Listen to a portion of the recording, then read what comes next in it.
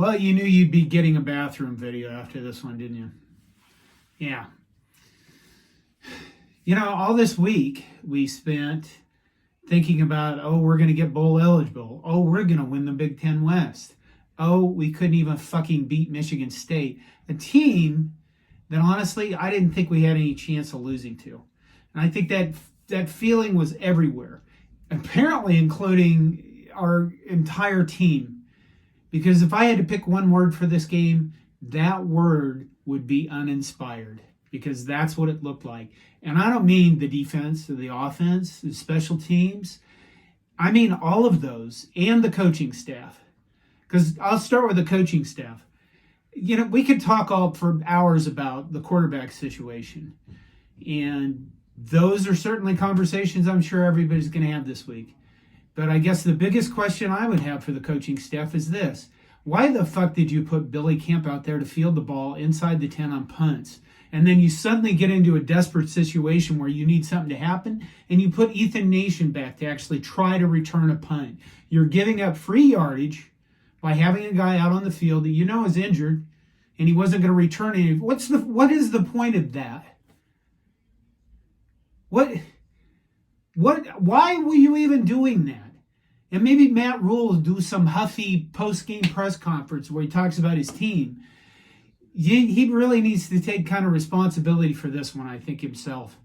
Because, he does a good job of that. I mean, he's not like the previous guy that threw everybody under the bus. But you kind of look at this team and you go, did you guys prepare for this game? What the fuck were you doing?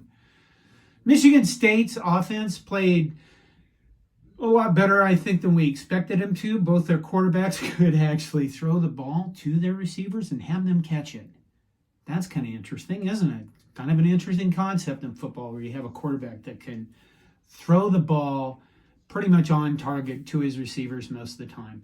I know that there's been some talk about, Heinrich Haarberg could develop into, and he's going through this phase of learning, and I don't know if that's true. Other people get paid a lot more money to figure that out. I guess I looked at this and kind of go, okay, we've pretty much written off Jim Sims, but apparently Chubba Purdy isn't going to get a chance no matter how badly Heinrich Haarberg plays. 3 turnovers, our defense got no takeaways, and you kind of look at it and you go, wow, 3 turnovers. But it's kind of expected, isn't it? I mean, would you really expect anything different out of this offense? Because you shouldn't. We went in, the offensive line really couldn't. We ran the ball periodically okay. And you could scream about Marcus Satterfield and why were we throwing the ball so much? Well, I think early on, Sparty just basically sold out against the run, and you were kind of in a position, I don't know the defensive lineups that well enough, but I think that they pretty much just sold out and said, you're not running the ball against us. And we didn't run the ball that well against them. Not as well as you would have expected.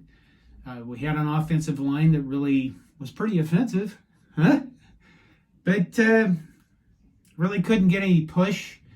We ran plays to the left, I thought, a lot, when I thought the left side of our offensive line was the not very good side of the offensive line. But again, defensive alignment is going to probably tell you where you're going to run the ball. So if they line up so you can't run to the right, or they overload that, you're kind of screwed and you got to run to the left. Let's see. I had notes. Field the ball at the 6. What the... years ago, I remember the punt return guys, or your coach or whatever, would tell you, you stand at the 10-yard line and you don't back up to field the ball. But we routinely fielded the ball inside the 10. So instead of getting the ball at the 20, if it bounced in the field goal in the end zone, I think most of those would have, we constantly started out in the shadow of our own fucking goalpost. So, again, that's a coach thing. I wouldn't blame Billy Kemp for that, certainly. The officials, you can spend every game complaining about officials. You got the touchdown ruling on their pass. It was a really great play by their wide receiver and a great throw by their quarterback, and the guy made a play. Was it ruled a touchdown? Should it have been ruled a touchdown? It was ruled a touchdown. That's the thing. And you can complain about that all you want, but you shouldn't put yourself in that position either. And then there's the obvious pass interference play that wasn't called, that was amazingly not called. And we can just go, well, Big Ten officials suck. Yeah, they do. We know this. These are things we know. The officials are not very good, and we get replay and everything to watch everything on the field. So, I have in the past made fun of Iowa fans for the punt return call. I'm so fucking frustrated I can hardly speak. But I've made fun of other teams for putting the officials and saying they're the reason they're not the reason we lost this game. The reason we lost this game is we didn't play for shit. I mean, all over the board. My God. There was, again, Emmett Johnson looks like he's going to be the running back of the future. I think there are a few times where he didn't hit the holes that he probably could have. But again, you could say, what? Holes? What the hell's that? You'll notice I'm wearing a new t-shirt today, which says Saturdays are for hope and resilience. Well, I kind of regret that. Except for the resilience part. I mean, let's face it. Here's where we're at. We know that we have a crappy offense. And we know that it's going to be difficult for our offense to score points. They went into a kind of a crappy day at East Lansing, and they didn't really score many points. They scored 17. It was enough to win. Because for once, the defense didn't play that well. Or at least up to their standard, which is giving up, I think, 14 to 17 points a game. But they gave up just slightly more, and we couldn't cover that because our offense is that bad. We know this. It's not like we're going to magically get airlifted in a new quarterback in the middle of the season who's suddenly going to solve all our problems.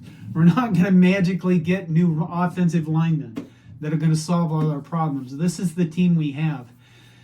And it's going to be really whether or not we're going to play well enough to win another game that we have left. And I know how you Nebraska fans work. I know how we all work. We go into games and we're like, hey, we're going to win. Like this one, we're all like, we should beat the shit out of Sparty. Well, we didn't. And we're so disappointed that the end of the world is occurring.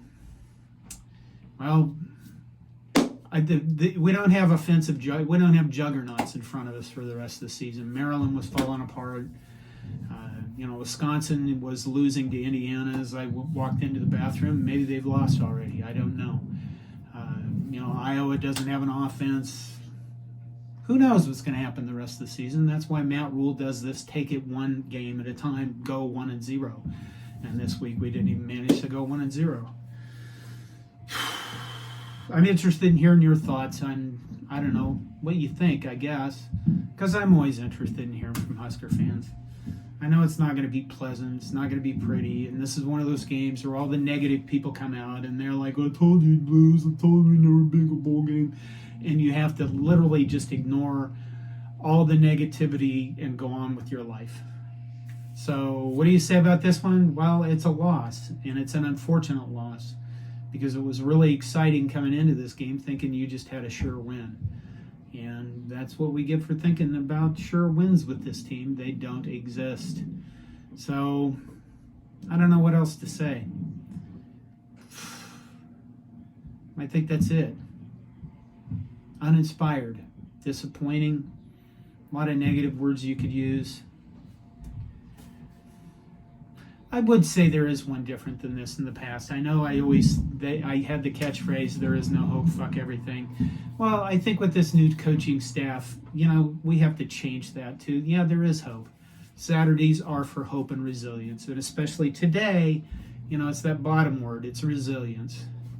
And that means stay the course, stay on target, keep the faith.